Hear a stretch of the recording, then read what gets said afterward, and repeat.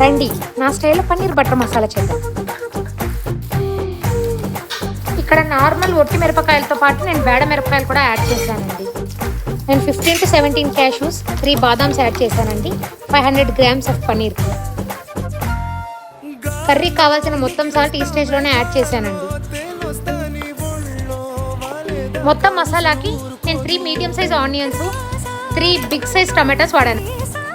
ఈ స్టేజ్లో మసాలాలు మాడకుండా ముందే కారం, గరం మసాలా, ధనియాల పొడి యాడ్ చేసుకోవాలి.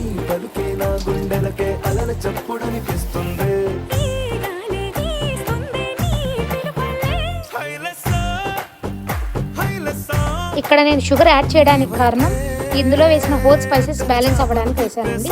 ఇది గ్రేట్ టేస్ట్ని యాడ్ చేస్తుంది. ట్రై చేయండి.